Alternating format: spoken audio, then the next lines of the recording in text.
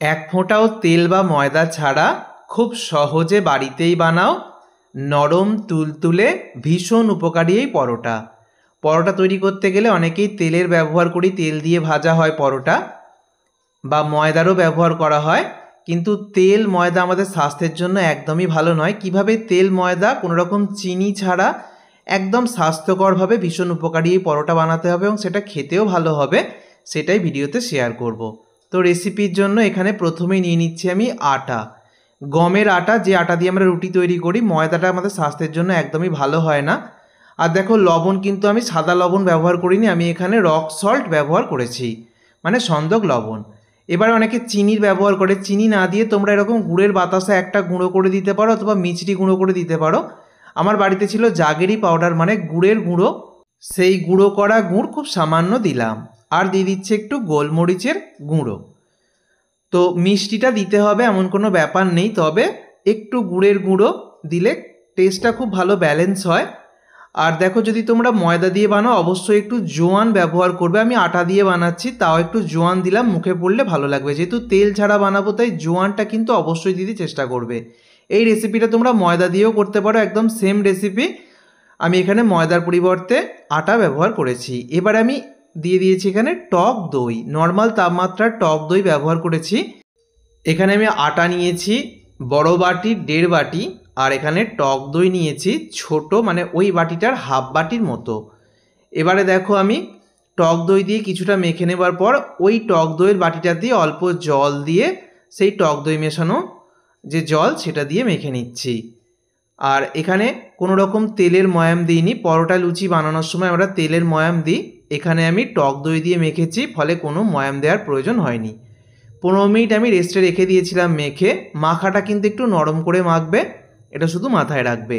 এই রেসিপিটা আবারও বলছি, যারা ময়দা পছন্দ করো তারা ময়দা দিয়ে খেতে পারো, কিন্তু আবারও বলছি, উপকারী পরোটা বা স্বাস্থ্যের কথা মাথায় রাখলে ময়দা খাওয়া বন্ধ করো। ময়দার পরিবর্তে আটা দিয়ে তৈরি করতে চেষ্টা করো, ছোট থেকে বড় সবারই কিন্তু ভীষণ ভালো হবে। তো আমি দেখো গোল গোল করে লেচি বানিয়ে নিচ্ছি, যেভাবে আমরা করি। তো 4টে পরোটা এখানে আমার তৈরি হবে। এবারে আমি অল্প কিচেন স্ল্যাবের ওপর গুঁড়ো আটা ছড়িয়ে নিয়েছি। আটা দিয়ে এবার এপিটোপিট লাগিয়ে প্রথমে আমি পরোটাটাকে গোল শেপে বেলে নিচ্ছি। তোমরা ত্রিকোণ শেপে বা চারকোনা শেপেও করতে পারো, আমি গোল শেপেই করে তোমাদেরকে দেখাচ্ছি। প্রথমে খুব বেশি পাতলা করে বেলতে যাবে না, একটু মোটা রেখে বেলে নিতে হবে। যতটা সম্ভব সমান করে বেলে নিয়েছি। এবার উপর থেকে একটু দিয়ে দিচ্ছি কালো তিল, আর একটু দিয়ে দিচ্ছি সাদা তিল, যে কোনো একরকম দিলেও চলবে। তিল আমাদের স্বাস্থ্যের জন্য ভীষণই ভালো। আর একটু ধনেপাতা কুচি দিয়ে দিচ্ছি, দেখতেও ভালো লাগবে, খাওয়ার সময় ভালো লাগবে। 2 রকম তিলের মধ্যে আবারও বলছি, যে কোনো একরকম ব্যবহার করতে পারো। দেখো, বেলন দিয়ে একবার এইভাবে বেলে দিলেই কিন্তু খুব সুন্দর হবে, তিল এবং ধনেপাতাটা পরোটার সাথে এভাবে আটকে যাবে।